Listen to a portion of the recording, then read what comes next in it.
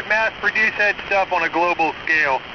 Because if we don't have our spider friends, we're screwed. So they're okay. They can hang around all they want, but if they're within my reaching distance at the time I'm sitting here, they're done. The best ones to have in your home, they don't make a lot of webby material. They keep to themselves, not all creepy looking, are the little hopper spiders, the little hoppers. And they can get kind of big. I mean, the biggest one I think is about 3/8 of an inch. And they're jumpers type. You know, they jump on their prey to get them. And they don't make webs all over the place. The orb spiders are just a pain because everywhere they go, they make webs and it collects dust and they look creepy and it's But the little hopper spiders, you get about 3 or 4 of them in your house. They just disappear.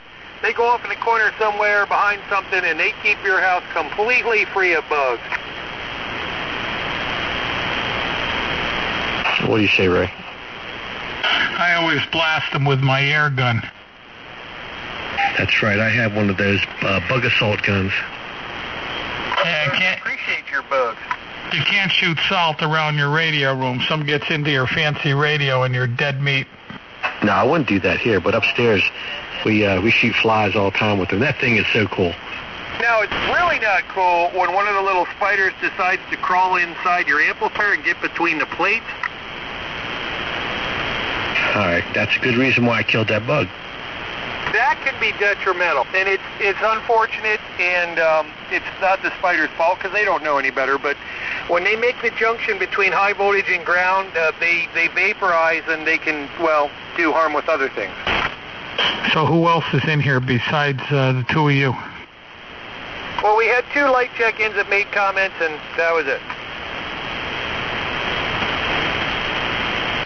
So Randy called me last night. What time? I don't know, maybe pretty late, 8:30ish.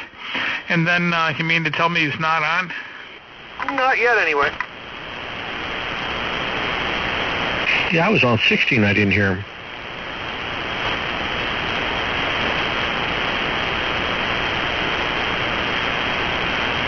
We even got a little UFO talk in before you. Good old, I've been reading the Hynek book. The book that you don't like because it wasn't written well? No, that was another one. I have 2 of them. This is the other one. It's not that interesting, but hey, I read it anyway.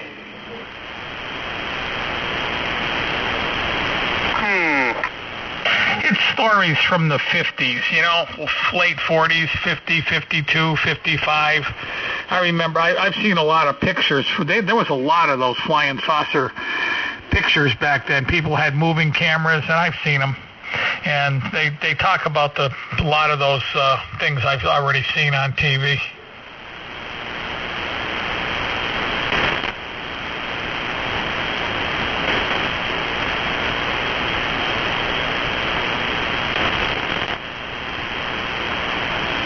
I wouldn't be surprised if a lot of those flying saucers back then, when you just see the white discs flying around and doing 90-degree turns, I wouldn't be at all surprised if there's some kind of a hologram. I don't even think they had that technology back then yet.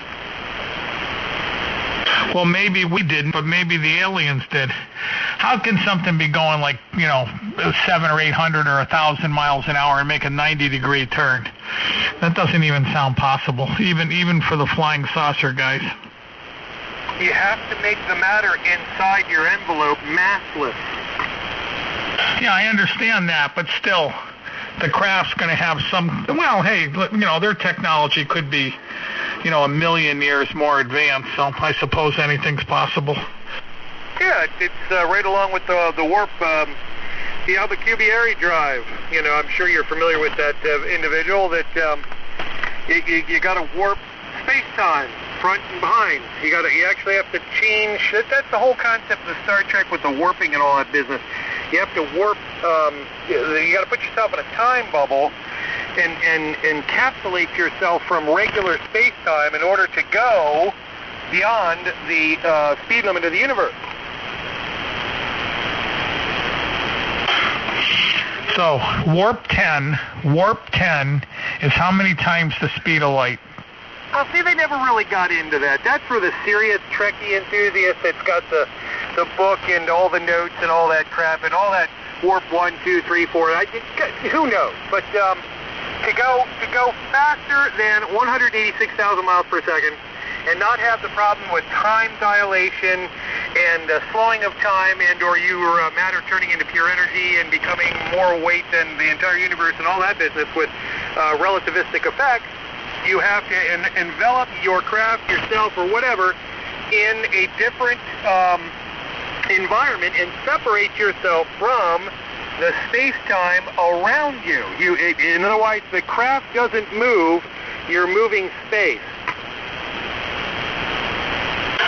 Well, like I've discussed with Bruce many times, I think man only knows about 1% of what goes on in the universe. Now, NASA got some real top people working on this problem for real, and a couple of them have come up with some numbers. The amount of energy that would be required to do this is, one said more energy than all the universe, and then they got it down to more energy than in our entire galaxy, and then they got it down to more energy than some other astronomical thing that was way too huge to even comprehend. So it's going to require a lot of energy in order to do that. Well, that's easy. You can get that kind of power. You just go down and you buy some of those lithium batteries from Eveready. And that's why they're dabbling into, antimatter and all that business, because that's really the only fuel that's going to provide them with the kind of energies that they're expecting they're going to need to get to all this technology, even a tiny fraction useful. But the problem with antimatter is, that's really nasty stuff. When you buy an 890 Kenwood, you get a little jar of antimatter. No, you don't want to be around antimatter, Ray. Yeah, just put a few drops into your radio. It's good for 10 years. A few drops of antimatter, if that were to touch regular matter, it'd take about a quarter out of the planet. It's pretty powerful stuff. You got to realize that the Hiroshima bomb in Japan, when they dropped it, that was only a paper clip's worth of matter that was converted into energy. Yeah, you're right. The core probably weighs, 8 or 10 pounds, but they only convert less than 1% to energy. Yeah, the whole bomb itself was like a couple tons. Like you said, the core, that's classified, whatever the crucial mass is for whatever they needed to get that yield. But the actual matter that was converted was a tiny, it was a gram of matter. Now, they got a little better when they went it up to the Castle Bravo and the hydrogen bomb test. They got a little better. They got a little bit more matter used up. And, of course, that was a 10 megaton. But you start using, you start going into antimatter and stuff like that. You don't make it oops with antimatter.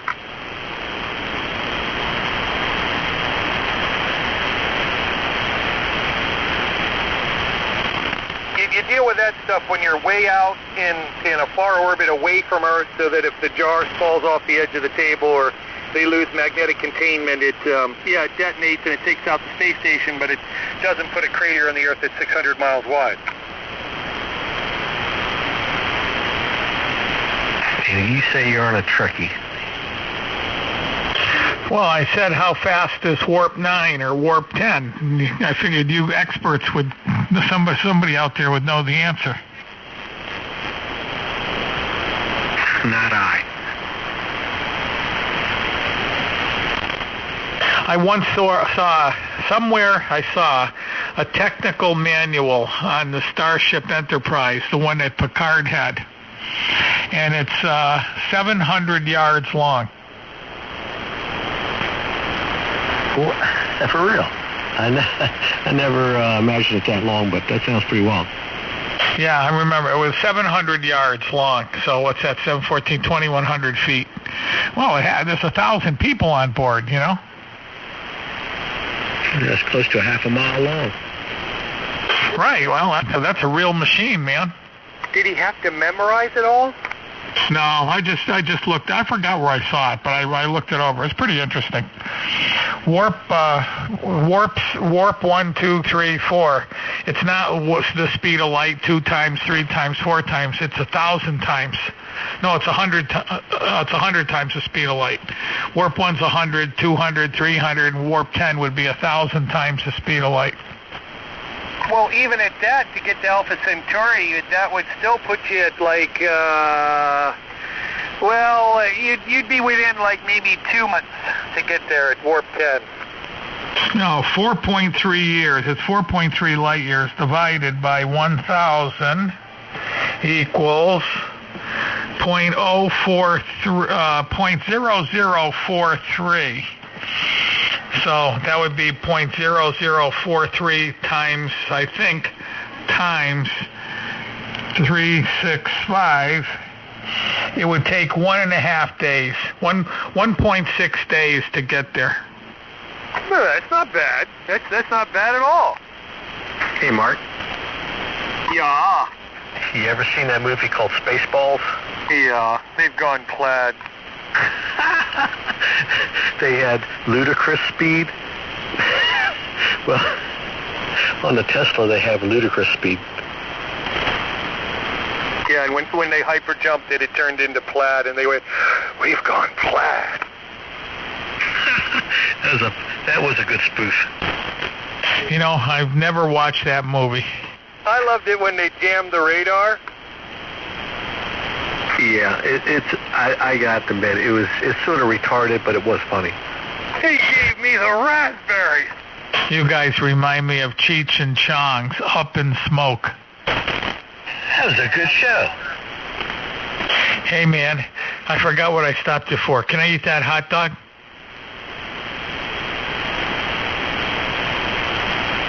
Everything's better when you're stoned.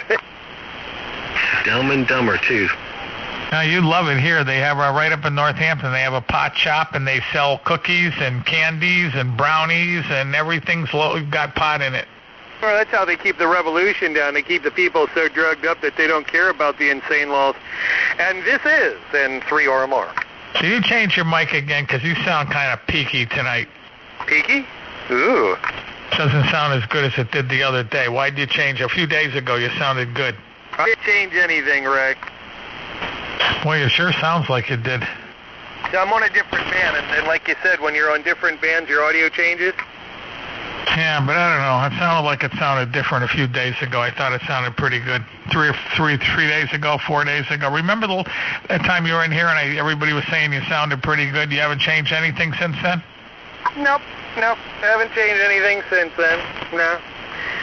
It's probably just another day, you know. You never know. Could be skywave controls on your radio. Could get some aurora. I don't know. Maybe the aliens are messing with my signal. God only knows. Oh, you sound pretty close to what I remember. It is what it is, my brother. This is a Kenwood TS2000. It's a bottom-of-the-line, gee, I'm lucky I have it radio, and that's what you're going to get. Ray, did Mark tell you what he's going to do tomorrow? Don't tell me he's finally going to change to a copper antenna. No, that's not tomorrow. I thought you said tomorrow. Sorry. That's Saturday. Maybe. Tomorrow I got to go to work. Work? Work. Who did that? Somebody'd say work, and you go, work? A bad 4-letter word. Yeah, but so you guys are too young to know who did that. Maynard G. Krebs. You're right. Well, enlighten us. Who did it? Wow, I can't believe it. You got it. I must have keyed up. I didn't hear it. I'm on low power, Ray. Tell him what I said, N1SAG. Yeah, you said Maynard G. Krebs, and that's the correct answer. Can we turn the amplifier on? Over. I'll give it a try. Over. Boy, you must be old. It takes a lot of effort to switch that button on. I don't mean that. I mean to know who Maynard G. Krebs is. What was his buddy's name, Ray? Dobie. Yeah, I forgot the. Yeah, Mr. Gillis and Mrs. What were their names? I forgot them. And then I forgot. Then wasn't there a? I forgot there was another character in there too. Yeah, that was one of Dobie's friends, Dobie Gillis, Maynard G. Krebs, and yeah, there was another guy. That was kind of a good show. You know, that was on for a while. I'm surprised you never see reruns of that. That'd be really cool.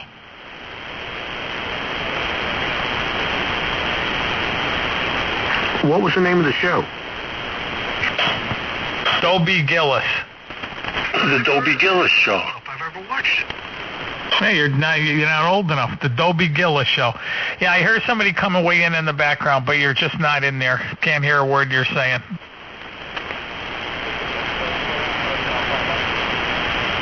Yeah, I know you're there. You're like an S6, but you're under the noise. Anybody hear him? No, nobody's hearing you.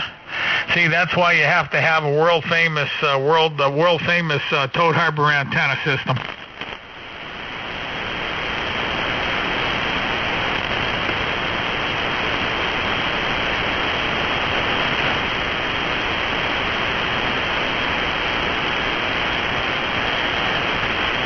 Dobie Gillis, Gilligan's Island. Dobie Gillis was even before Gilligan's Island, but we used to watch all those shows. What was the one? I See Nothing.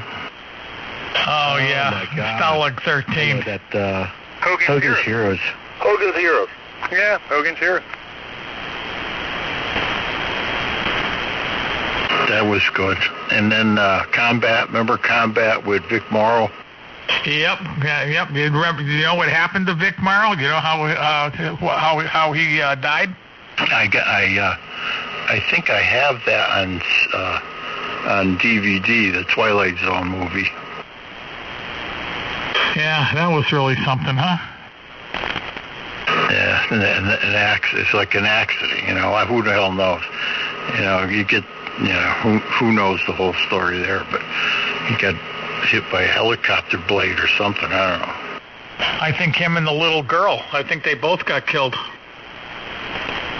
That was too bad. He was a good actor. Yeah, what they had is they were doing a big war scene, and they made a gigantic fuel air explosion like they do in the movies. You know, they ignite a gallon of gasoline in a vapor, and that was like right under the helicopter, and that ball of flames went up. It was so warm that the helicopter lost lift because it couldn't, the air was not dense enough, and the helicopter stalled and went down like on a 45-degree angle right into the water, and that blade hit the water, and right where Vic Morrow, and he was holding that little girl in his arms, and it just chopped them in half. That's terrible. That's a hell of a way to go. Yeah, you ever see the blade on a Huey up close? Christ, the damn thing's probably 18 inches wide. I've seen all kinds of helicopters at the airport, and I know the ones that they use at the airport, they're way off the ground. But when I go near those things, the first thing you think of is ducks. Yeah, well, that's true. Well, in case the helicopter comes down on an angle or something.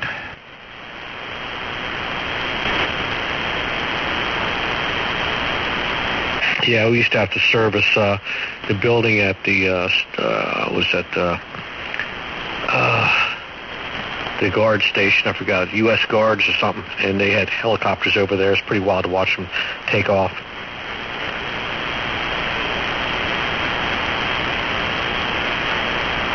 Well, anyway, I decided I haven't been eating great food lately, so I went out tonight and I bought myself a nice roast, and I did a slow cooker. I made a nice pot roast.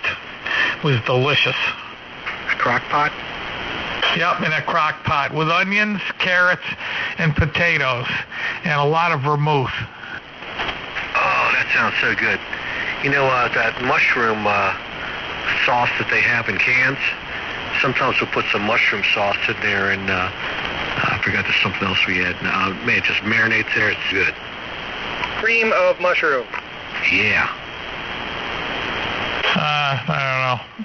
I'm trying to buy all that stuff that doesn't have the crap in it anymore, the chemicals.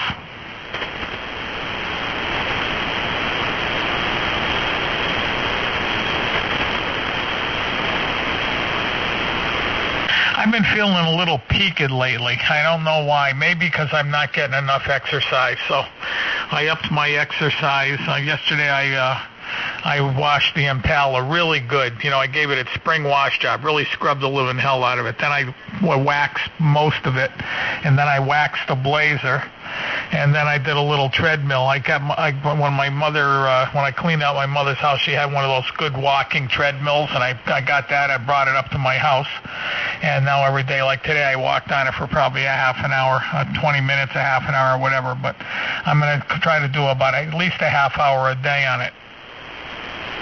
Yeah, that's about a half an hour. That's about a mile. Yeah, it's about 3 miles an hour. So half an hour would be a mile and a half. And then I was cold and I was kind of achy. I know I'm out of shape because the bottoms of my feet start to hurt. You know what I mean? Like the bottoms of your feet. So I got some Epsom salts and I soaked in a nice hot tub filled with Epsom salt. I've never known anybody do that. Does that really help? Well, I never did it either until this year, and I'd have to say it does. If you were to work out and you're out of shape, and you were to work out and your legs, let's say you went for a 5-mile walk and you came back and your legs and your feet were aching, and you fill the tub with nice warm water and fill it 2 cups of Epsom salts and you soak for like 45 minutes or so, it gets rid of the pain. Not all of it, but it probably gets rid of 50% or 70% of it. Yeah, my grandparents used to do that, but I never, I guess I'm not there that I need it yet. Ka3SBK. You got to be really careful when you get older. Your whole, as you age, because I'm the oldest one here, I think. I'm not the oldest one on the Toad Harbor net, but I'm probably oldest of most of the guys. And as you age, you've got to. This is very, very important. This is a world famous Toad Harbor net #1 priority thing you got to listen to. Your body changes, and as it changes, you've got to be able to sort of change with it. Like you're eating, the stuff you eat usually has to change. You got to cut way back on the bread and stuff like bread and cheese and stuff like that, and eat more protein. And I try to eat fresh vegetables, and now I told you I'm buying the Nature's Miracle stuff whenever I can. But fresh vegetables, especially in the summertime, you go to your local farm stand and you just get a kind of fresh vegetable and you eat those. And then I eat these little oranges. What are they called? What are those things called? They peel real easy. They're not tangerines. They're not, or I think they call them halos, but there's another name for them. Do you know what I'm talking about? I know what you're talking about, but I don't know the name of them. Well, anyway, I always get those. I eat halos and I eat apples. So I try to eat like an apple a day and a couple of halos every day. And I really think that really helps you out. Clementine. You don't even have to be old to do that. I mean, I find myself doing that already, pretty much cutting out all the junk food, the things that have a lot of fat content in them. And it doesn't have anything to do with getting old necessarily. It's just that you just feel like crap.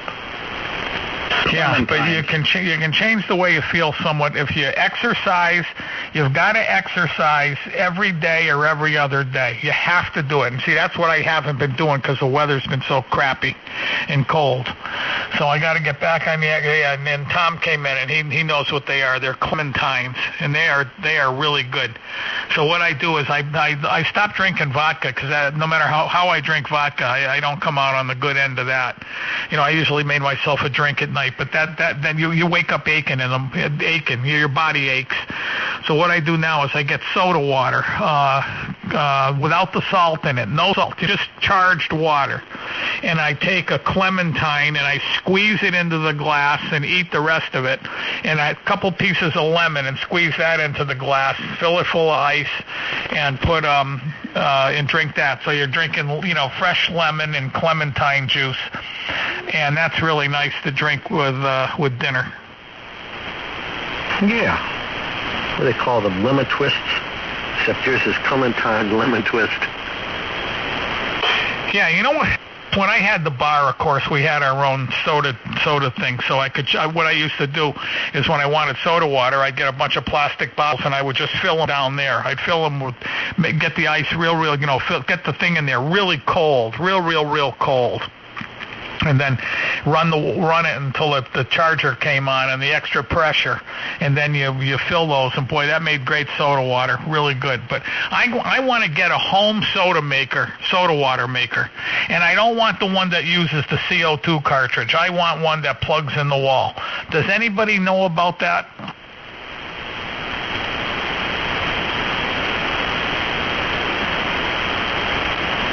No, see, I got to get one of those. I want to have fresh soda water made out of my well water every day. There's some commercial on TV, I don't know who it is, some blonde chick has some soda machine. She was selling it around Christmas time. Right, but that uses a big CO2 cartridge, and those things are crazy expensive. I want something that just plugs in the wall and it charges the water as you make it. Yeah, that I don't know. Well, there's got to be somebody on the world-famous Toad Harbor net that knows about it. So come on, somebody. Who knows about how to charge your own soda water?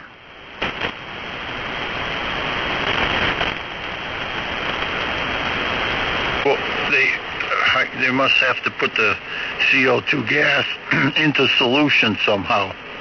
And so you still got to have CO2, no? That's a good question. I forgot what we had in our tank down there. Was it carbon dioxide? Carbon dioxide.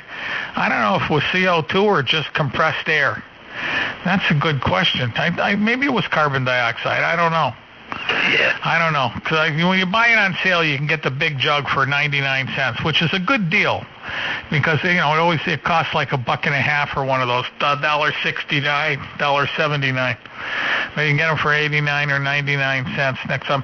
I went there, they had a big sale on soda, and literally there were people coming out, one after the other. It's amazing. You wonder why people are so fat. I saw 10 people that day coming out with a full-size shopping cart filled a foot and a half or 2 feet higher than the cart, filled with Coca-Cola and soda. Can you imagine? There had to be 50, 60 bottles of soda because they were on sale. Can you imagine drinking that much soda all the time? There's 10 in a glass of soda. There's like 10 teaspoons of sugar in a glass of soda. Yeah, well, you use CO2. My son makes beer, and then he puts it on tap. He's got the CO2 bottle with the regulator and everything, and we plug it in. Everything fits in the refrigerator out in the garage. He's got the little mini kegs, and they hold about 5 gallons each, and we have when he brews beer, that's how much he brews. 2 little mini kegs full, and we have beer on tap. He makes really good beer too. Ray, looks like everything that is soda charged has to have CO2. All the sites I'm looking at, they all have CO2 involved. Yeah, well, I'm the expert with beer, so you can use CO2 or you can use beer mix. And beer mix is nitrogen and CO2. They mix. It's a 50-50 mix of nitrogen and CO2. And that's supposed to be better, but I don't know. I never found it to be better. If you pour the beer fast, like you go through a keg a day or a keg in 2 days, you're probably better off with CO2. The nitrogen mix, the beer goes flat. If it gets down towards the end of the keg, it's flat. It's supposed to keep the beer better without, making it get rancid or something, but I'm not sure that really works. The whole secret with beer is you want it really cold. That's the big secret. You want it cold, and beer lines have to be cleaned all the time. You got to clean them once a week. If you don't clean your lines, you have terrible beer. Yeah, these are easy to clean. He's got the quick disconnects. They're short, they're not long runs like you'd have in a bar, But he just gets this. Well, I go down where the gas supply is, and he gets the little bottles, And I forgot. I think it's like $35 a refill.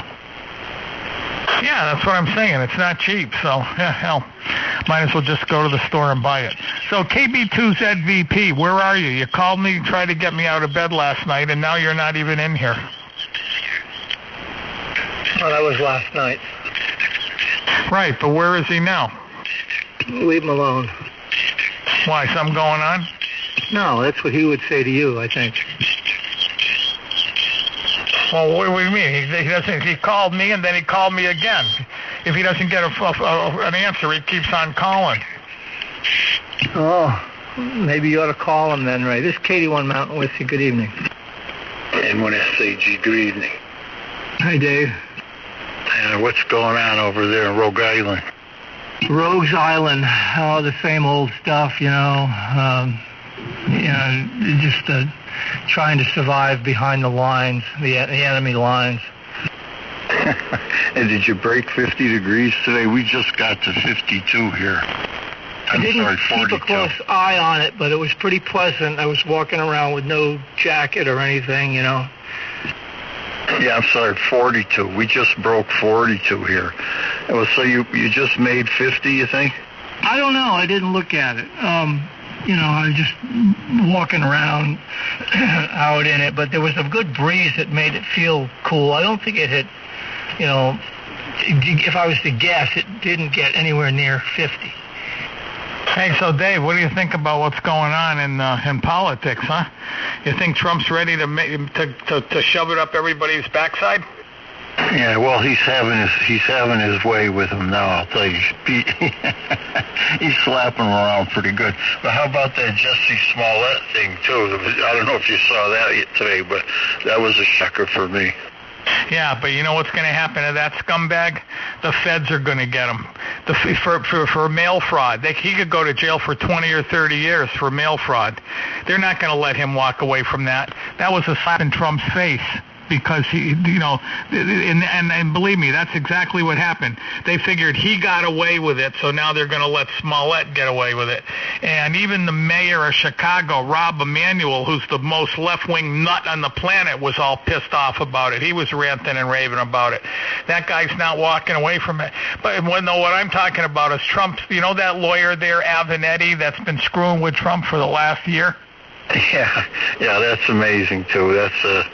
It doesn't get anyone Adam Schiff to step down from his position. So there's so much. It gets better every day. But I'm not watching it now. I can only take so much. I can just take so much excitement in my old age. I'm gonna say, gee.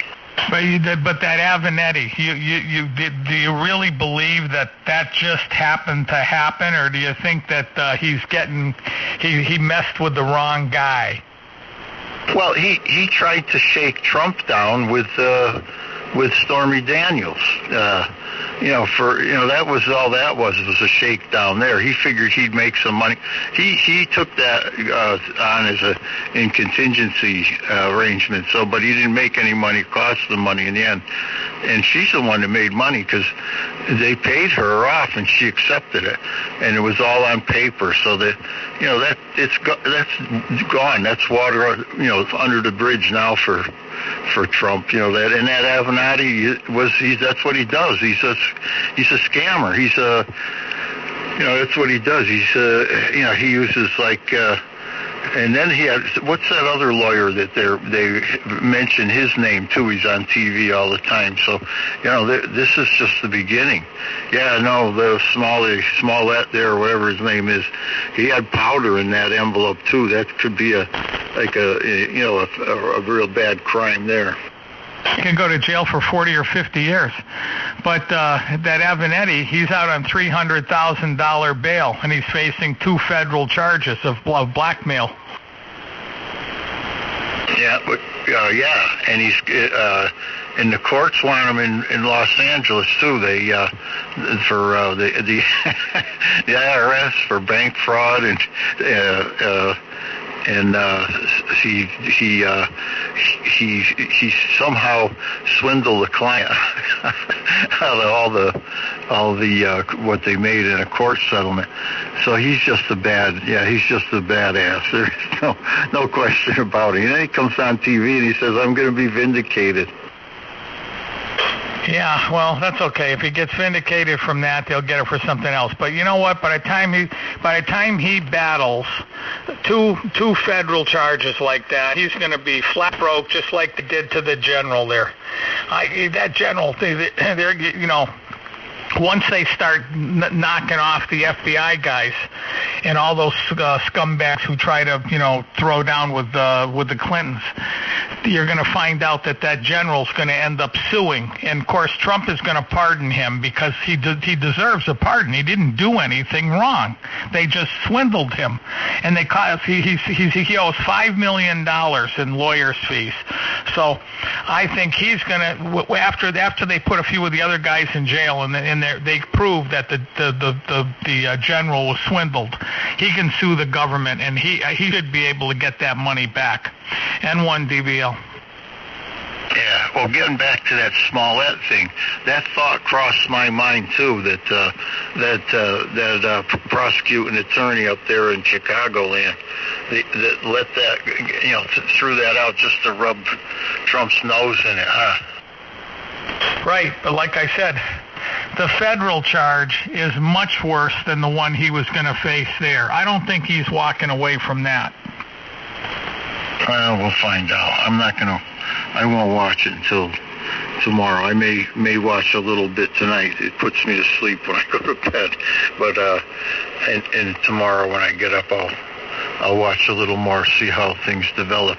Yeah, every day it's just gets more and more entertaining. All right, there got to be somebody else in here that wants to say something, something intelligent all this time. N1 SAG on the side. N1 DVL. I got to go get some nice big thing of ice water. I'll be back. And I guess Randy ain't showing up tonight then, right? Yeah, well, I don't know. I don't know. It's not my turn to. You call him. Call him. You got his number, right?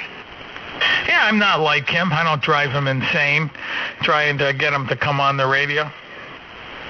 Well, he must be busy. He probably went out for pizza. Yeah, maybe he's watching TV tonight and doesn't want to be bothered with the radio. Yeah, like I was last night. Okay, I'm going to go get some ice water. I'll be back. N1 DVL. Hello, Dave. Chris, how you doing? Hey, how's everything going? Good. And Mark's stainless steel wire seems to be resonating very well. Very good signal tonight, Mark.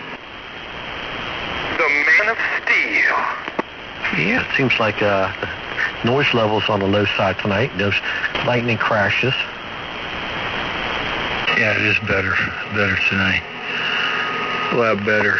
Yeah, Bruce, winter it's still icy, snowy, not all melted here yet. It's kind of in the, where the sun is though, it's melted, but in the shady spots it's still frozen.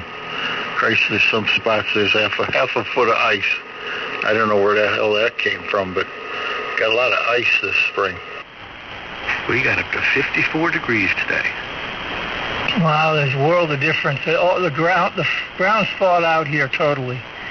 The no snow, but it's dipping into the upper 20s tonight. We've got a few more cold starts to the morning, But we've broken the back of winter anyway. Yeah, well, we get them. Well, this morning was 30, but it never got much higher, like I say, than 40, 42 degrees. So, but tonight they're saying it's going to be 20, so now it's going to freeze up again. So every night the lawn it freezes, it thaws when the sun hits it, because I'm walking around on it, and it's still pretty squishy. Yeah, we ended that maybe last week, indicating all the frost is out, and it's just surface freeze, which dissipates pretty quick. Things are drying out a little bit. And I'm happy to see it. I heard a pollen report, though. I'm not happy to hear the pollen report. Jesus. What, you got stuff pollinating already? Trees popping?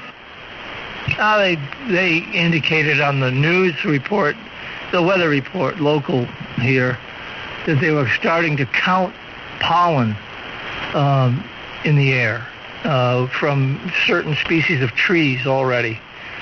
So I don't look forward to my allergies kicking up. Yeah, Silver maple, Bruce. Chris, down there where you are, you must be seeing trees starting to pop little buds out.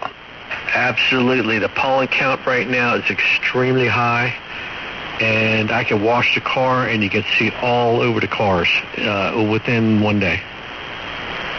Yeah, they said the silver maple. They had a lot of pollen from them right now. Chris, you must be 6 weeks ahead of us up here in Rhode Island. Yeah, I think we are, because right now it's almost 42 degrees here, and today we reached 54. It's really nice out, and everything's starting to dry up. So, from what I'm hearing, it sounds like we're a little ahead. When will you mow your lawn the first time? I would say probably next month sometime we'll be mowing grass. Yeah, we start about mid-April, generally, rule of thumb. So I guess you're not too far apart on that, but everything else, I'm sure we're way behind. Well, it's certainly warmer here. I can tell you that right now. The sun's too high in the atmosphere anymore. The cold can't hold on much longer. The atmosphere is decaying. It's been fairly clear here. On the clear days like tonight, it's crystal clear. I walked out here, I looked up at the sky, and all the little plasma furnaces are burning up there, all the little dots in the sky.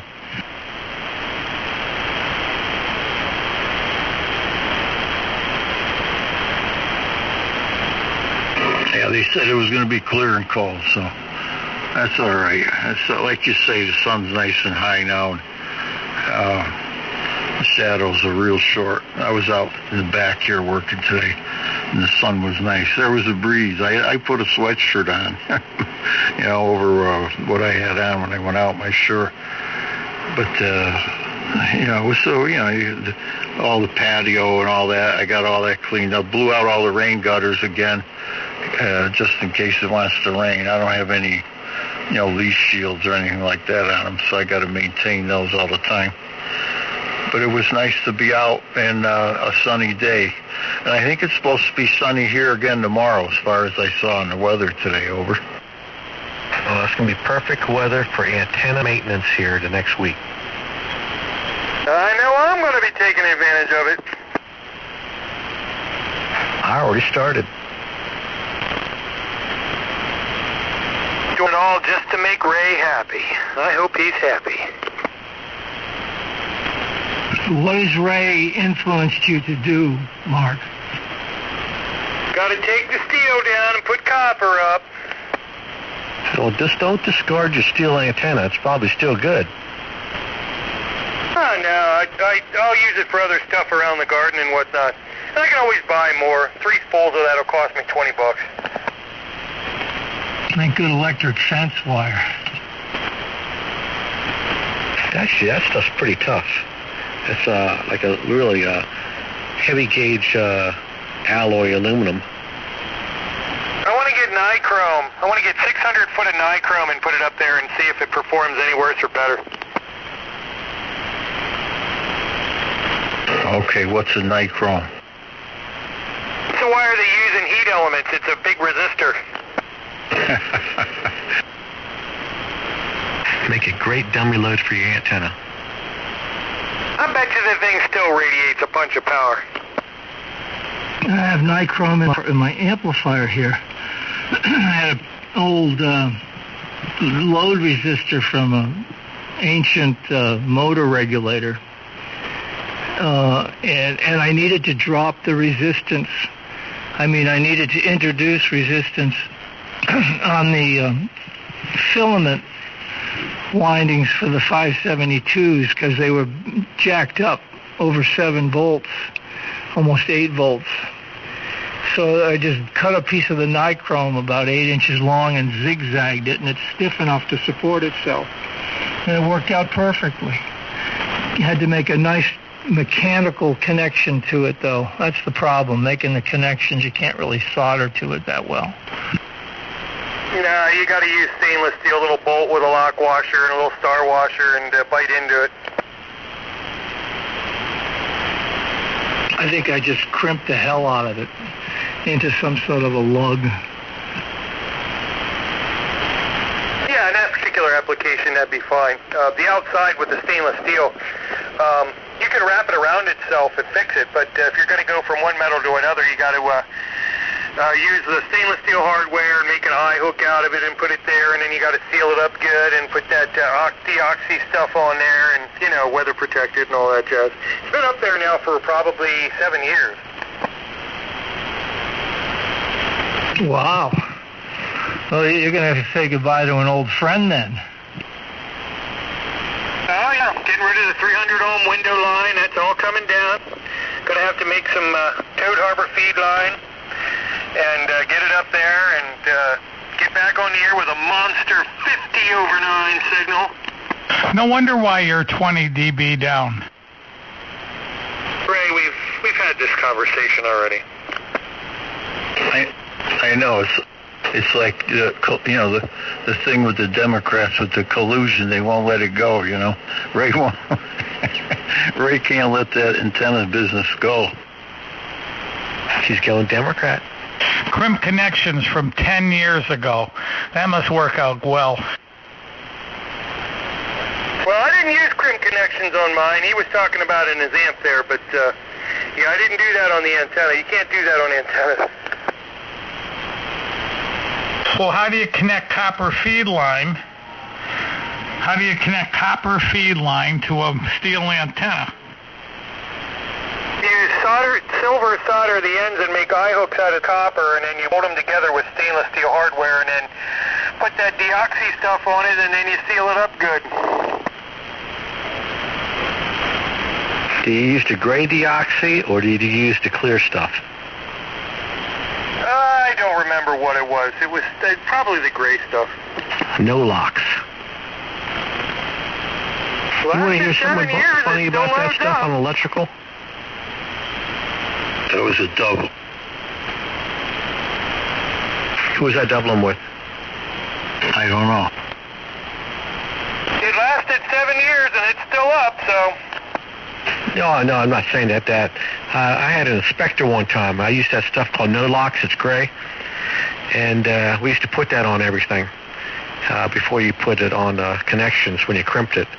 And the inspector failed it because we did not use a wire brush to scrape the no locks into on the wires.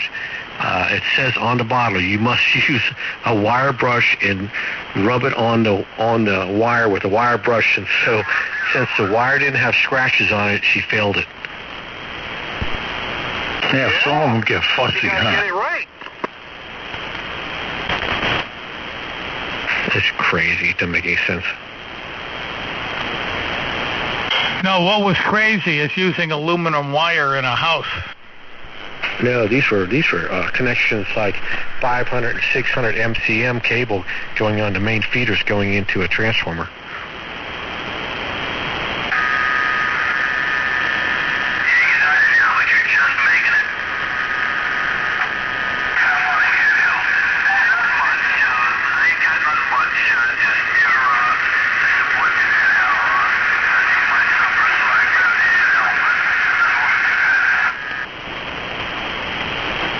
Did you hear that? What did he say? I heard something, but I couldn't tell what it was. I thought you could better than I could. I just barely heard it. Sounded like an alien spacecraft.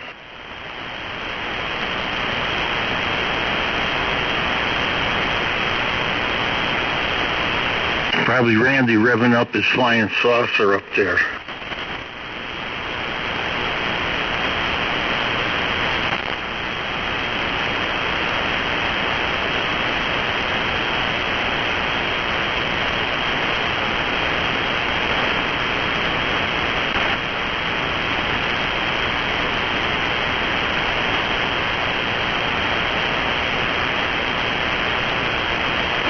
Well, I'm going to go to bed early tonight. Ray can pick up my end of the log and carry it along. I was up too late last night. I didn't get my beauty rest. N1 SAG 73s, everybody. 7-3, Dave. Good night, Dave. Long Dave, KD1 Mountain Whiskey. Good night, Dave. K1 RMA. Good night, Dave. N3 or more. You rest easy, Dave. 73. You come back now, yeah?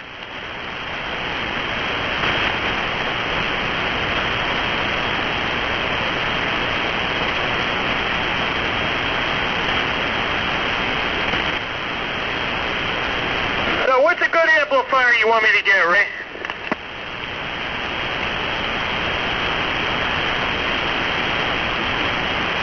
ALS 600. Well, yeah, that's a 50-volt MOSFET solid state amp. You want solid state or tube? Oh, I'd like to get the Prometheus, but who's got $17,000 with nothing better to do? What is that, a tube or a solid state? No matter. Just tell me what amp you want me to get. Well, it depends. If you're cheap, get another amp like you have, like the amp that Bruce has. I don't know if it's the same one you have, but get one of those. That's a good cheap amp, and they work real good for $300. But if you're going to spend money, I buy the one from Palstar. How much is the one from Palstar? I think they're about 32, 33. All right. What's that got in it? MOSFET, some kind of MOSFET. That doesn't have the auto tuners, does it?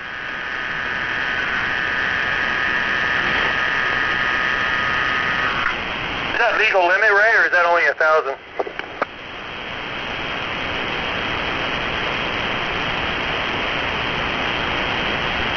I think they're just over 1,000. I'm doing some work here. It's 1,000 watts. Okay. I think Bad Mike was able to push his over 1,000, but I don't think I'd recommend it. Yeah, you don't want to do that with FETs. You don't want to get them too hot, and you don't want to surge them with high voltage. That's just bad business.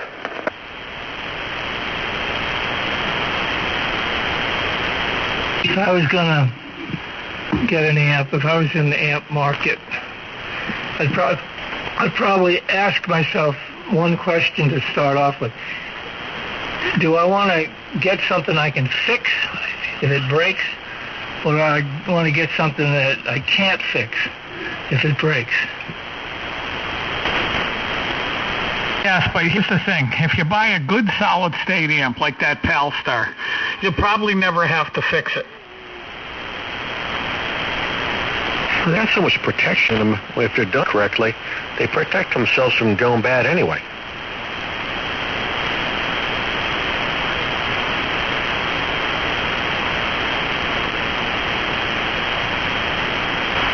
Yeah, that's what I'm saying. The Palstar you'll probably never have to fix, as long as you don't do something stupid.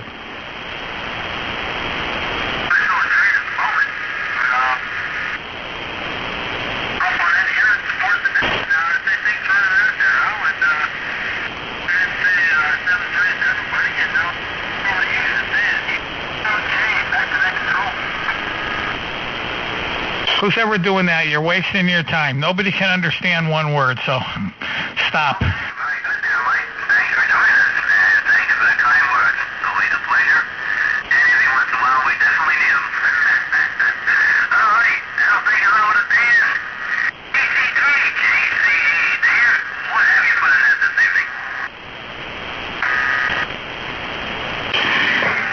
Whatever. Anyway, I don't know why. All of a sudden you're flush with money. You need a new radio long before you need a new amp.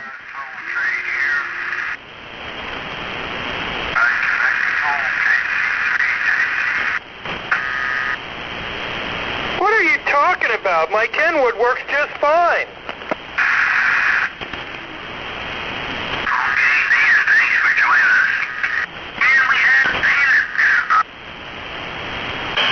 You sound a little bit better than this nitwit that's in here.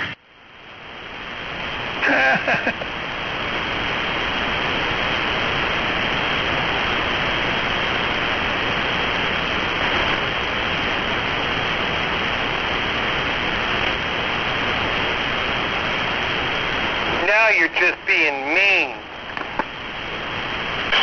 Well, I mean, your audio on that radio is not good, but who cares? It's not the receiver that's the issue. It's the transmitter that's the issue. I don't have to listen to the transmitter. All I got to do is be able to hear the receive. No, excuse me. It's the receiver that is the issue. You can't imagine what you can't hear until you get one of these new state-of-the-art radios. Well, if I can't hear it with the blousy piece of crap I have now, I'm not going to care because I don't know what I'm missing. Well, that's not necessarily true. But you know what I'll have, Ray? I'll always have you to remind me. Look, we had one of the guys down south here. I can't think of the guy's name, but he's down south of you somewhere. And he came in the other night, and he's got a T2000. He's got the same radio you do. And he went over his friend's house, and he's got a Kenwood 590S, no G. What's the newer 590? 590G? Yeah, I heard him last night. It's a G. Right, okay. And he went to 4 or 5 kc wide, and he was listening to me. And he was probably, you could tell he was just amazed at how much better the radio sounds. Now, I don't know how good a 590 is, but I don't think it's just up in the category of the new top-end radios. But when you hear somebody on one of these newer radios, if somebody gave you, say, an 890 or a 7610 or even a 7600, and you kind of set a good headphones and plugged them into that and listened to me transmit at 4 kc wide, you just wouldn't even believe. There's no way to explain it to you, okay? There's just no way to explain it to you. You just wouldn't believe what you're missing. So it would be like Ray and Ultra 4K.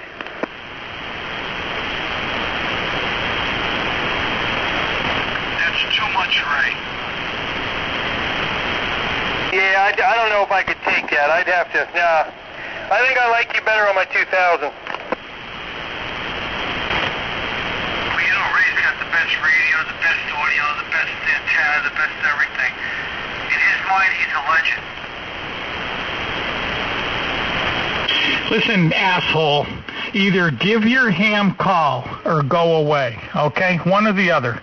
You want to join in, you can say whatever you want. Nobody's going to give you a hard time, but give your call. Oh, so you're the 1930 police, I see. You want to know everything. No, but if you don't have a call, then we can't talk to you. So either give your call or that's the end of it. Yeah, I'm going to have to agree with him on that one. Well, you need not to talk to him because he hasn't set his call sign yet, KA3SBK.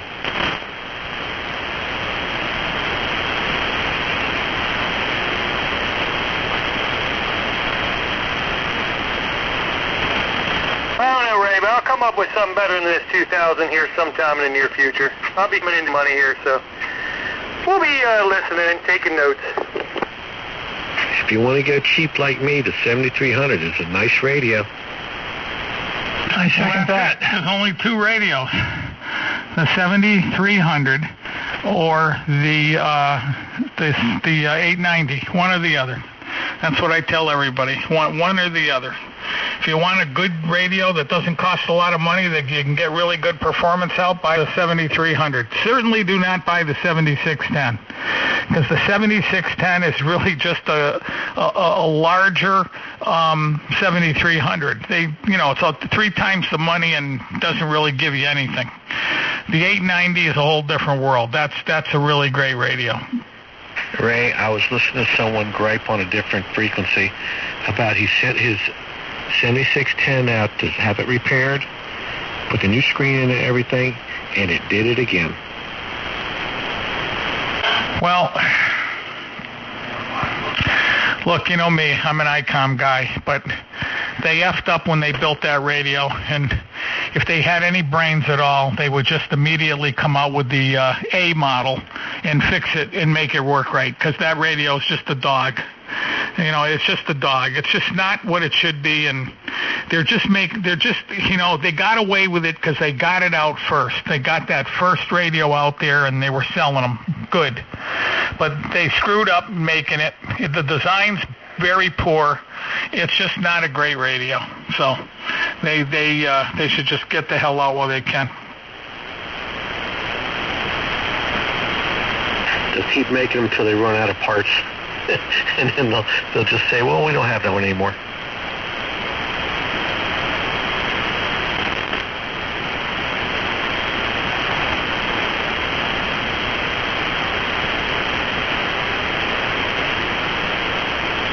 So what you're telling me, Ray, is that the 890 is the flagship of Kenwood right now. That's their latest release?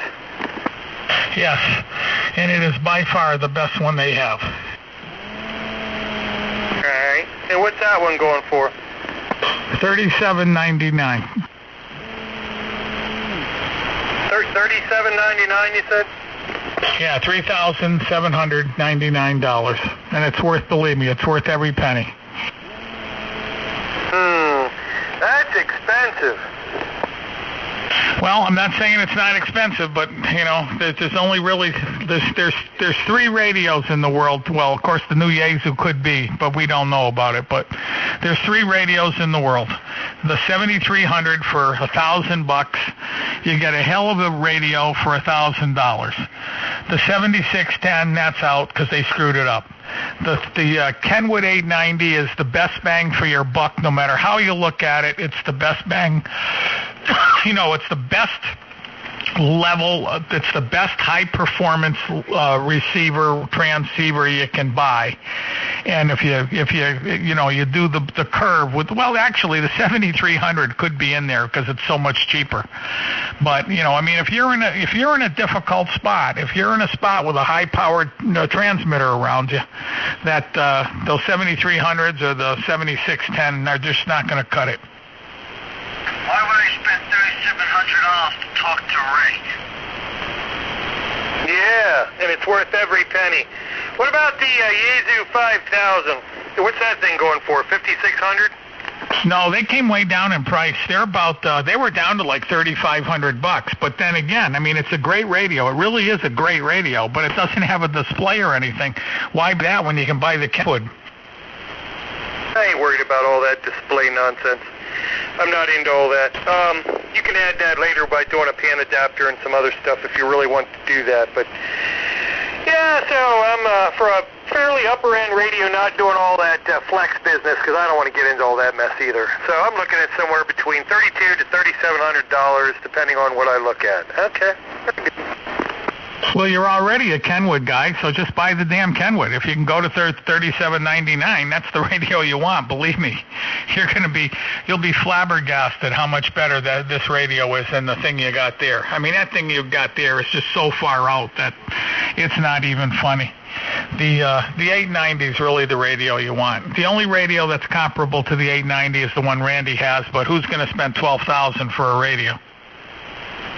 Well, I'll tell you what, Ray, since you're such a I'll go 50-50 with you on the 890, and I'll get that one.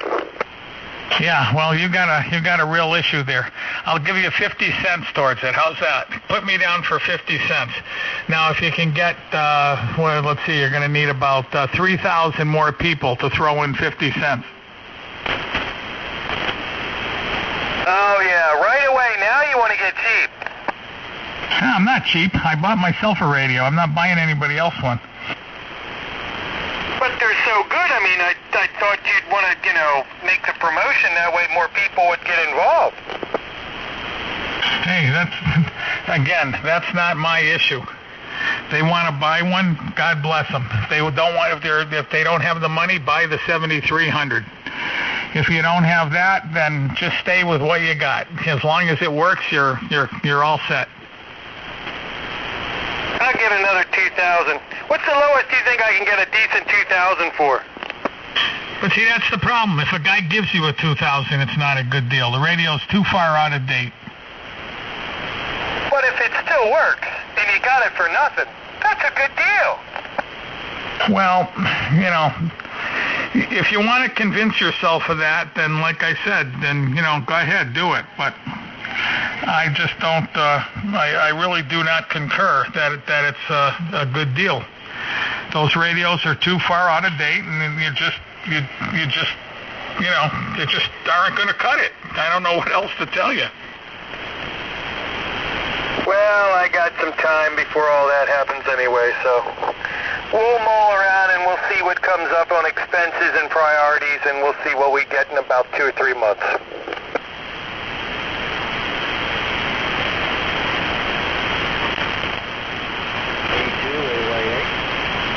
Here's a weak one.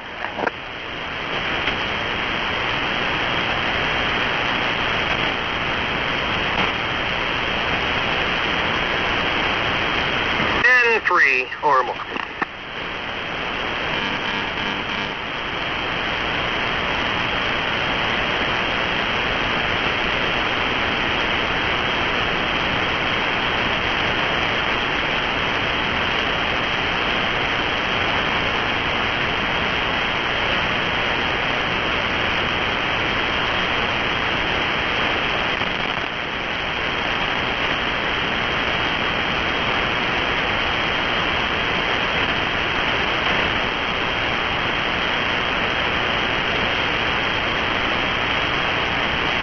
Hey, Mark, your radio's going used for anywhere from 900 to 1,200. Okay, well, I got this one for free, so if I get another one for $900, $450 for each ain't a bad deal. Well, hell, if you can get $900 or $1,000 for it, just sell it and buy the 890. Yeah, but then I won't have my crossband that I like to do all the time. Oh, well, then what can I tell you? I don't know what to tell you. Get one of those, what do you call it, those microphones you can talk from 50 feet away. Bluetooth microphones.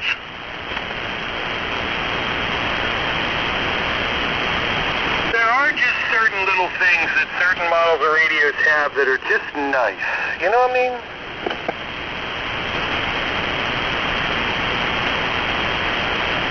If you got creative, you could take another radio and take the COR and connect it to the other radio and do the audio input and make it like a repeater.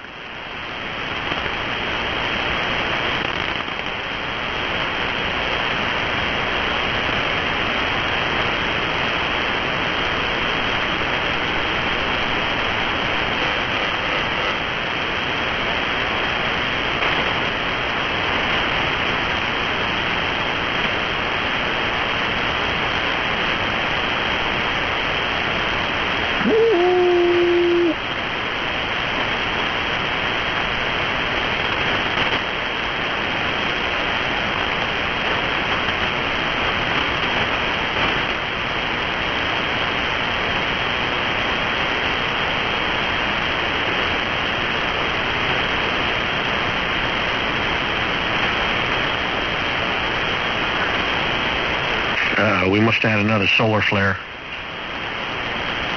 Is everybody tonight? Hey, there he is. How you doing, Randy? Oh, pretty good. How's things here? Well, everybody was here about 1 minute ago, and then everybody just stopped talking.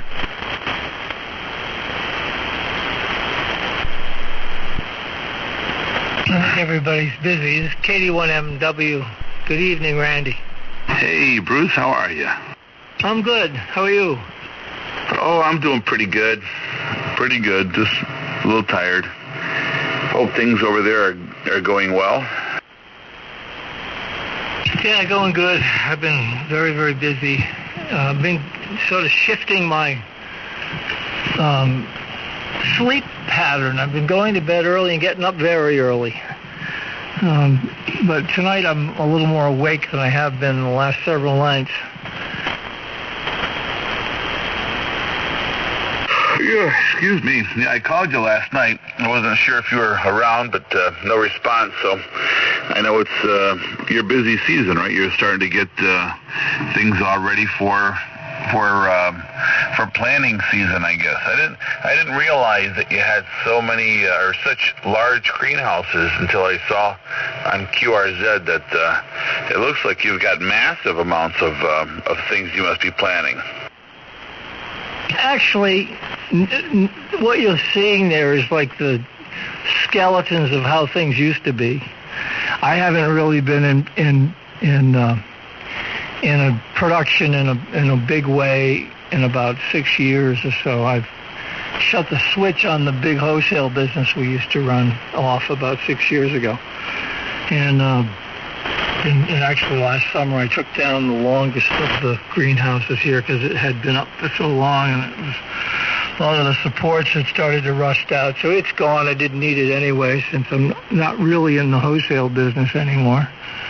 So I do a seasonal thing, and it only involves 2 of the greenhouses, or maybe even 1.5, when I finish. But right now I've got about a third of one of them filled up with plants and keeping it warm at night, up about 68 degrees, germinating seeds and got all the herbs and greens and stuff going. I might even put the stand out this weekend, which would be early for me. I tried to get out early this year. It's cost me a little bit in the heating department, but so the Saturday looks like it's going to be sunny and mild. So I might put some stuff out in the little roadside stand I have, see if I can get any interest. So you'll put out what? Plants, right? You'll whatever kind of things you've got growing, you'll sell those. Yeah, potted culinary herbs and greens, salad greens, lettuces, greens mixes, and your basic kitchen herbs that are coming along, parsleys and basil and things like that.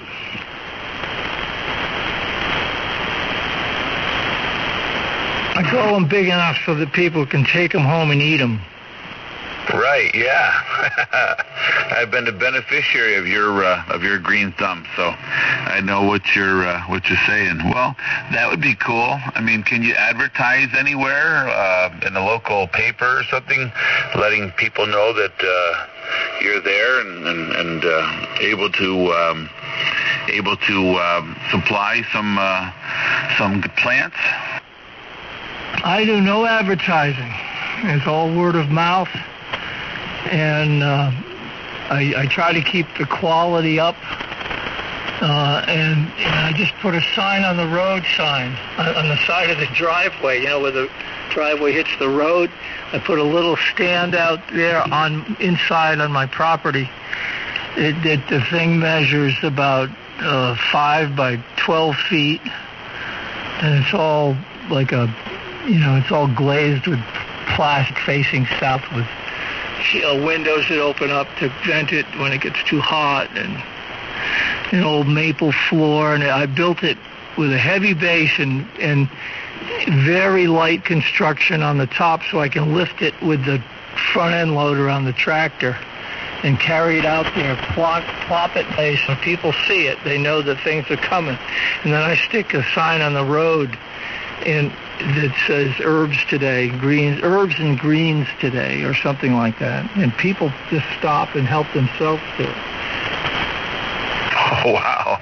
Wow. So you don't even have to man it. Just you put a can out there of some sort. Hopefully nowadays it's secure. You know, when we sell our pumpkins, we'll put a crate out there with pumpkins, and I just took a chuck full of nuts can and I drilled it to the side of the crate with a regular plastic cover that goes on a chuck full of nuts can. And I cut a hole in it, and I said, put your money in there, you know, and that's how we do it. And I'll tell you something, I don't think we've ever gotten ripped off. I think it's always been pretty okay. Yeah, the honor system still kind of works here. There is some thievery that goes on. And I was talking, actually Jane was talking with another grower on the other side of town that does a similar thing. And they've been having some problems too, but it doesn't get too bad. Keep an eye on it. But they don't take what they've been taking are the plants, because the money's kind of like what you do. Is, you know, I screwed this old military electronics metering box to and I cut a slot in the top of it. And so it's latched up with a padlock and screwed down to the deck of one of the benches. And that's pretty good. You know, it's a little discouraging when you go out there and you find you're short $60 or something, but it happens a couple times a year. Well, I'll tell you, we have no security, but we only, you know, small time stuff. I mean, we put pumpkins out for $1 or $2, right? So it's what always happens. What always happens is, you know, we'll figure out how many pumpkins we have and how much we're supposed to get. We always have extra.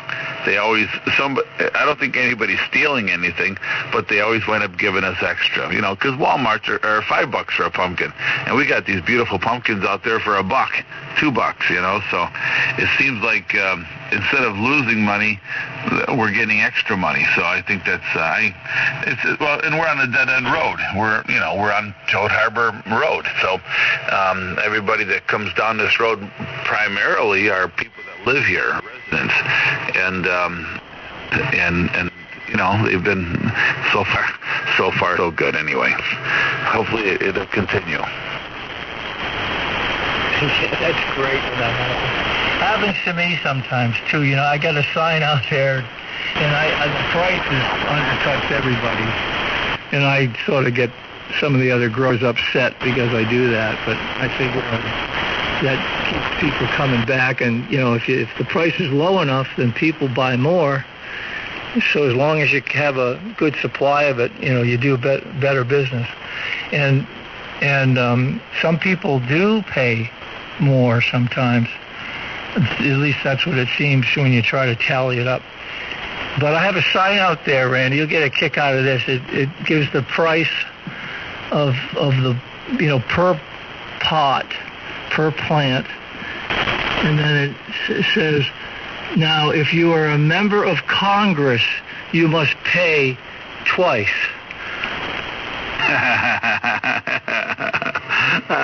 That's very. I'm sure you'll get some people that really appreciate that out there. You know, one guy commented, "Hey, you're all wrong. They should pay 10 times as much." Yeah, that's true too. He's right. Well, that's pretty cool. I can't wait for some member of Congress to stop by and come try to find me.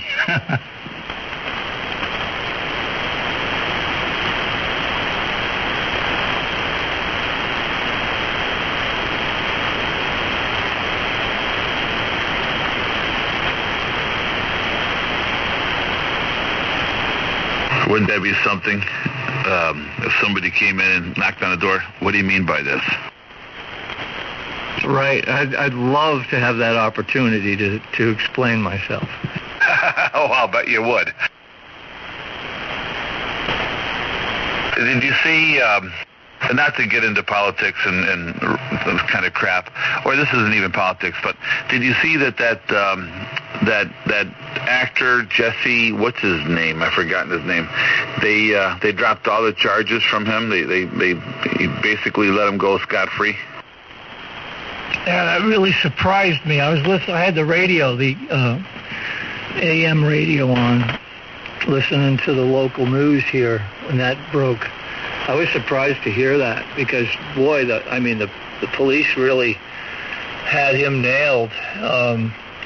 But who talked? I think Rush was talking about it, given the background about how I guess in the Attorney General's office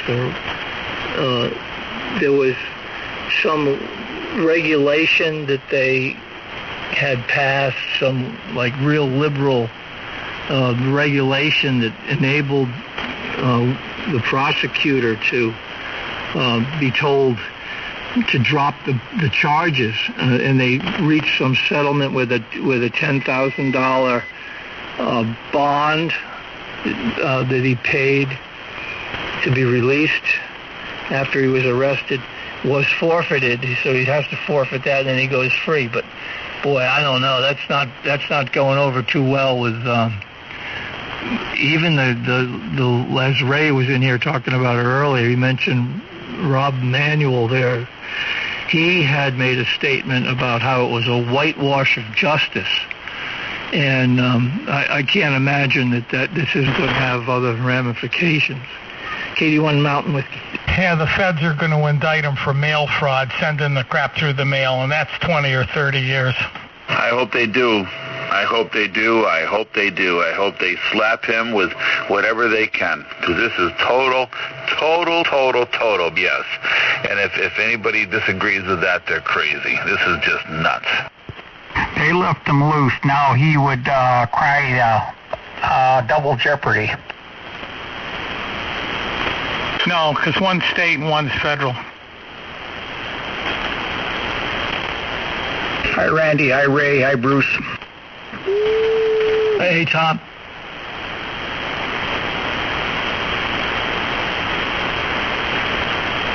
Hello, Tom. Howdy, howdy.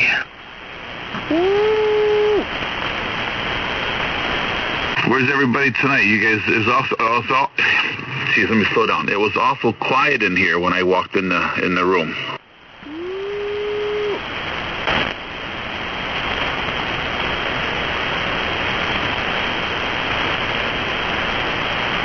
And it got quiet again. I'm doing what I usually do. You napping? Nah, just listening.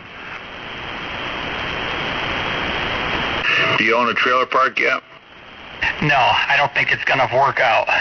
Oh, no.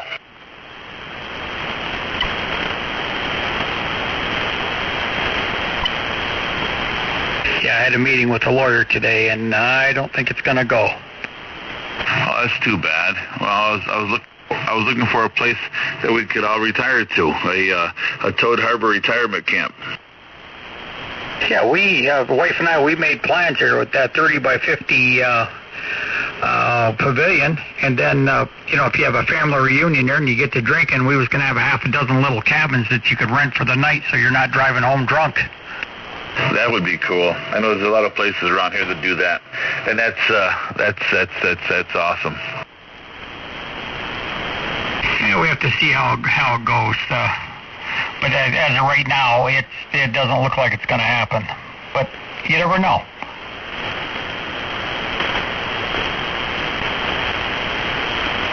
Well, good luck to you. If you need a couple of bucks, I'm sure your Uncle Ray will be happy to throw you a few bucks. He's heavy with cash now. Yeah, he offered, I think Mark 50 cents. Yeah, no, it's 50-50 on a new 890.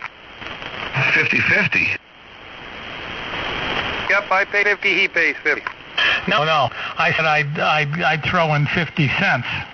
No, I understood that, Ray. I wink, nudge, wink. I understood you were being cryptic. I got it.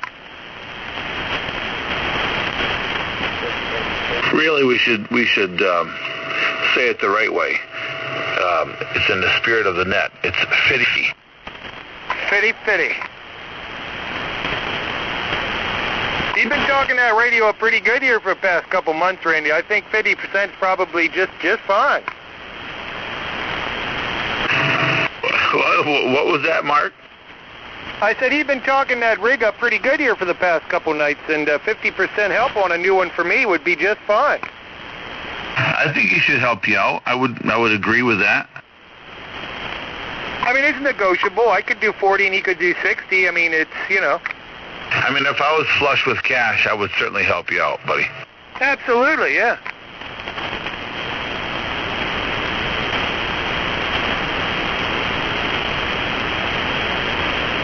Well, I don't have any cash yet, so you don't have to worry about it.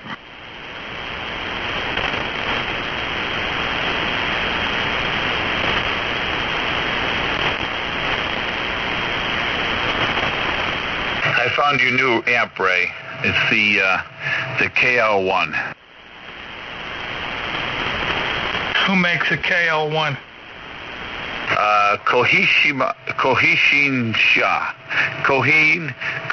It's KOHJINSHA, and it's a Japanese company that they make a fabulous product. I mean, these are top of the line, world class products. It runs a 3CX 3000 A7. Yeah, sounds good if it works. From what I understand, they work great. All their products that they have, it's a KL. I can tell you it's a KL1. They've got a meter that I'm looking at. It's called the KP1, the KP-1 power meter. Pretty nice.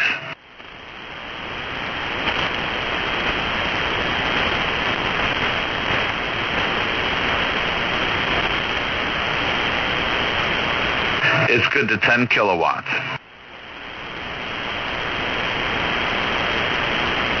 The amp or the meter? The meter. Was it 3CX what, 8,000? 3000, 3CX 3000. It's called, are you on the computer or no? I have my silly phone here I could probably use. It's, I'm going to give it to you. I'll just spell it to you. Well, you could probably look it up just as a KL1, Kilowatt Lima -1 amplifier. And it should come up to a company called KOHJINSHA.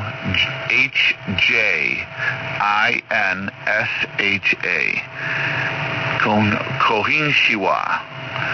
And they've got some pretty beautiful products. How's prices? Oh, I don't know. Jesus, I don't know. I have no idea. I'm sure it's representative of top dollar stuff.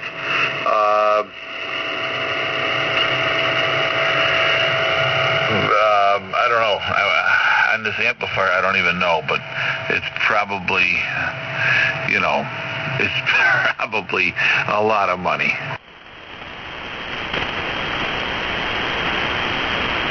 The meter is priced right. It's about $500 for the meter, 400 and some bucks for the meter, and that's a meter. That's the right price for a meter like that. Yeah, it's probably double this Daiwa 901 that I have, and probably works a whole lot better. Well, it's an analog and a digital, and it's 10,000 watt rated. It's a top of the line meter. It's one of the ones that you would have if you had a big amplifier or a big station and and all that. So it's out of the league of the Daiwa for sure.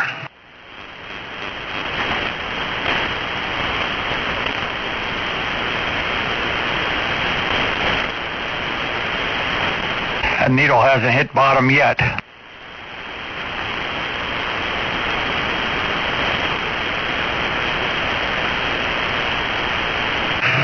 This amplifier weighs 235 pounds.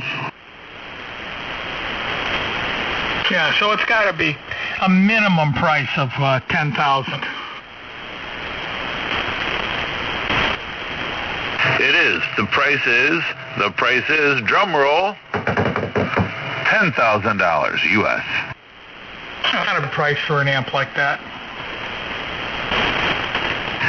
I just figured out how to get the damn thing to read in English, so now I got it. 40 amps. It draws 40 amps at 230 volts. Spurious emissions less than negative 50 dB. I'm looking for an output power. I don't see output power just yet. Is it a 4CX3000 or a 3CX3000? 3CX3000 driving power is up to 200 watts. Yeah, well, see, the trouble with the 3CX3000, that 200 watts is not enough drive. That tube there requires 400 plus watts to get full power out of it. Well, I mean, how much can it get with 200 watts of power of drive? Oh, I'm guessing 3,000 watts. 3,000, that's it? Yeah, that tube's capable of 6,000 watts, but it needs about 450 watts or 460 watts of drive. Well, then you're better off buying a 77 SX. Exactly.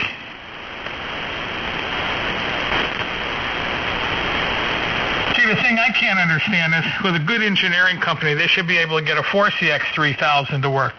Now, a 4CX3000 you could drive with probably 30 or 40 watts.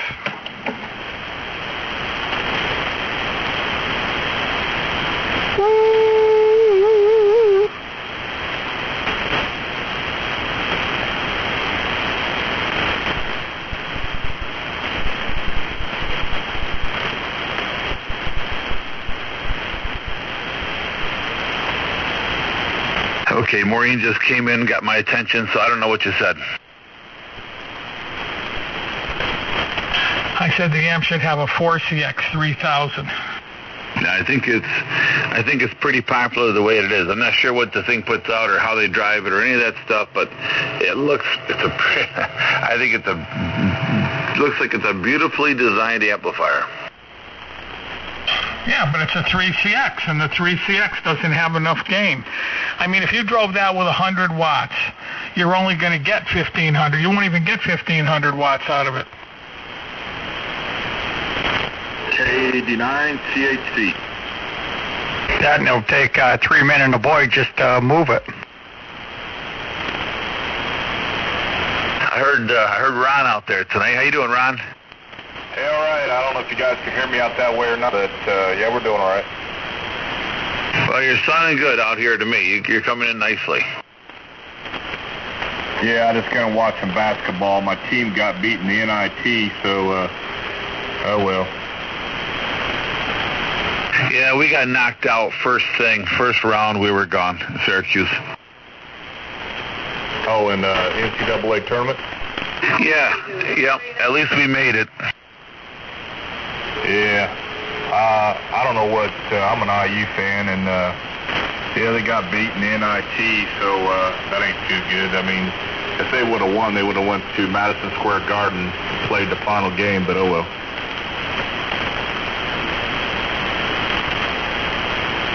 So the big lottery hasn't been won yet, right?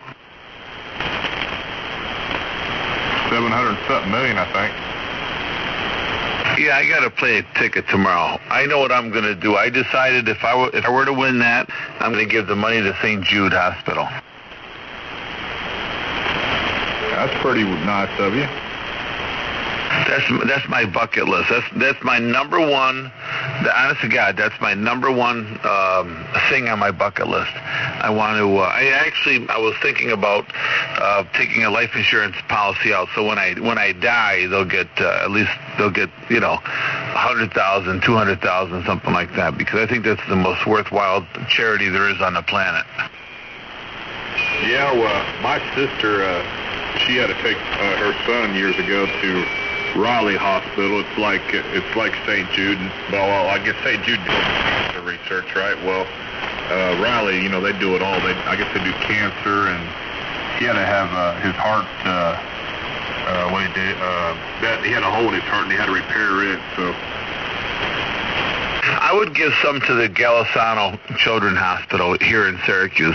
We've got a hospital that's it's really a remarkable hospital for kids, and they do just a great job. They have a big fundraiser every year and all that stuff. It's a hospital that people come from all over the country to come to this hospital. It's just really quite good. And if you can't help the kids, if you can't help the parents of the kids, and that kind of thing, you're pretty worthless as far as I'm concerned. So I think that's the two charities that I would like to donate to a lot of money to if I could. yeah, at the Raleigh Hospital, they got a Ronald McDonald House, where people can stay there at Riley Hospital and they don't get charged, the whole time they're at the hospital. It's called a Ronald McDonald House. Oh yeah, that's very good. Well, I'll give them some money too then if I win. Just let me know who I got to donate to. I'll be happy to. I want to donate to the hospitals that help kids.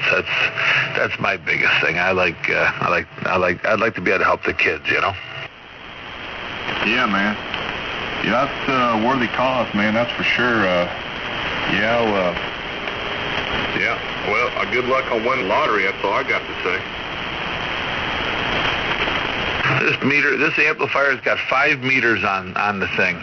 One's a plate voltage, one's a plate current, one's a grid current meter, forward power meter, and reflected power meter, all separate meters. Really? Beautiful piece, yeah. Very nice. I think I'm going to order the thing.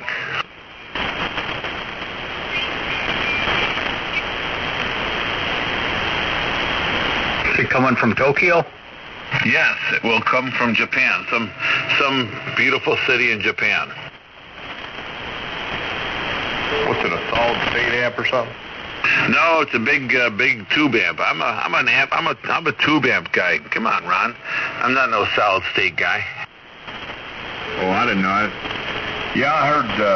Some people like solid state. Some people, I don't know, like to. I don't know. I can't really. Solid state's pretty expensive. I got to go with tubes. Well, Ray loves solid state. He's a solid state guy. His next amplifier will be a solid state amp, and he's all about the making it easy.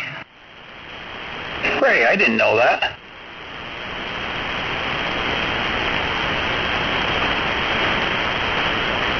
Solid state. His next amp, he says it all the time. His next amp will be solid state. He's worked hard enough in his life. He wants to work no more.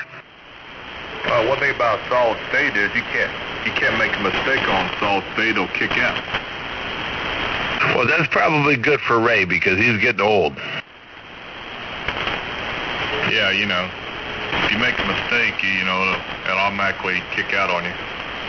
Not only that, you can't mistune them, So an old guy like him won't come on here mistuning all the time. That's right. We got to protect the old Ray.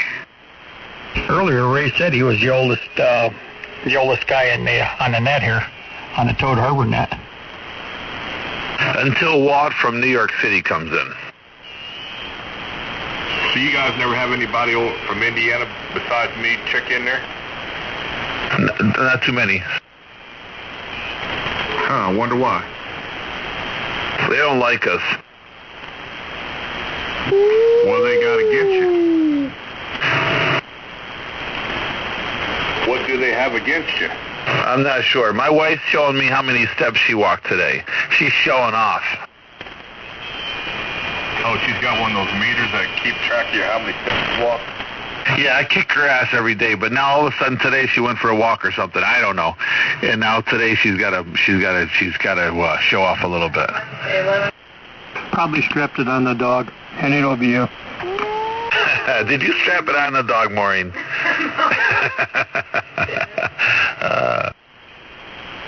Yeah, that'd be a way to go, though. Put it on a dog, he really gets the steps in.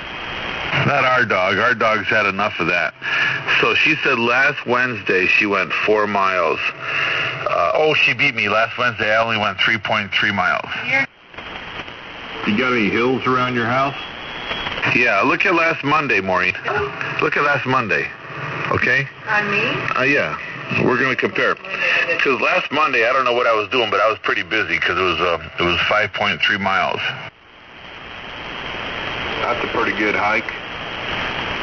Well, it's at work. This is just work stuff. So she goes for walks, and I just go to work. So she compares what she did to what I did. You know what I mean? That kind of thing. Right. That's a lot of traveling at 5.3 miles, ain't it? I'm pretty busy at work. Yeah, it sounds like you shuffle the feet quite a bit.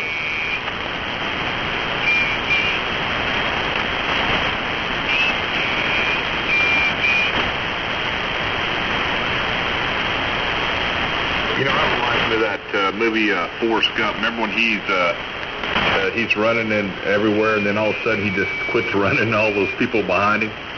Yeah. Yeah, that was pretty cool. Yeah, he couldn't figure out why he was running, and then all of a sudden he quit running, and he said he was tired after he ran. So I can't remember how many freaking miles that time, running up and down the road everywhere. Yeah, just got tired.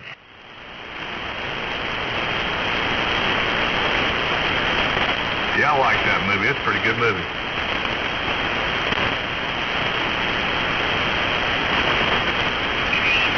It's a long movie, I know that. You got to be talking about Forrest Gump. Yeah, Forrest Gump. Everybody's talking about you, Ray, about your new solid-state amplifier. Well, the way I look at it, I don't need a solid-state amp until both of mine quit and I can't fix them anymore. Oh, yeah, what kind of solid-state amp you got? I have a HF 2500 Commander, and I have a Sigma 3000D. Oh, okay, I'm not familiar with them. They're beginner amps. Sigma 3000D. Wow, that's like the greatest amp in the world. I traded one time, Ron, for a lawnmower that wasn't any good. Right. I ran across this ham up here in Wausau, Wisconsin. He's got an amp that he keys up like 6 watts, and he'll do a 1,500 watts out. A lot of the solid-state ones will do that, are low drive, like Devon's RF kit. That's I think 15 watts in, 1,500 watts out. Yeah, mine's set up for 5 watts in. Yeah, so some of those amps are set up for really low drive. Yeah, not a good idea. Too easy to make a mistake. Should set them up for like 25 or 30 watts of drive anyway. 25 watts maximum. I only use 5 watts. Mine's set up for 150 watts of drive, so that's perfect for me. 150 watts for drive. Your radio does 150 watts? It does 200 watts, so I have to limit it to 150. But if I was running 150, I'd have about 3,000 watts out. Right. What kind of radio are you running? It's an ICOM 7851. 7851. That's one of those high dollar ones, ain't it? Yeah, it is. It's a very expensive radio. Right. Yeah, let's see, okay, the Yaesu, the Yaesu 9000, the one, what's the one that has 400 watt finals in it, or does 400 watts? Yeah, that's the 9000, I think.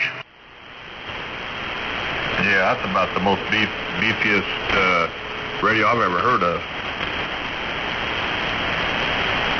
This does 200 watts. That's enough. I run an amp behind it, so, I don't have to have, that's why I love this old amp that I got with this radio. It's kind of like the perfect marriage.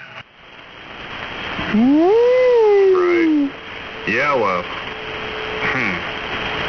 wonder when Yaesu's going to come out with that new SDR radio. Anybody heard?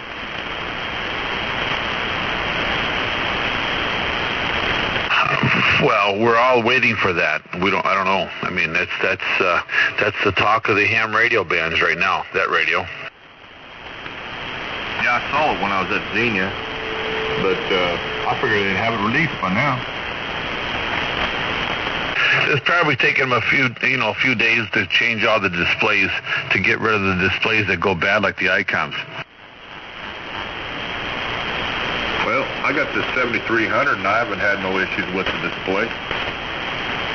You won't. That's a good radio. The 7610, they had all those troubles with the displays going bad and preamps going bad. So I'm sure that the Yaesu people are probably being very, very, very careful, you know.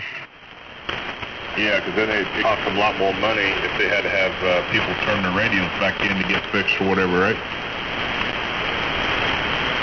Yeah, people start having trouble with those right off the bat. Think of the money, they would not make in a sale. So I'm sure they've got it. They're working on that.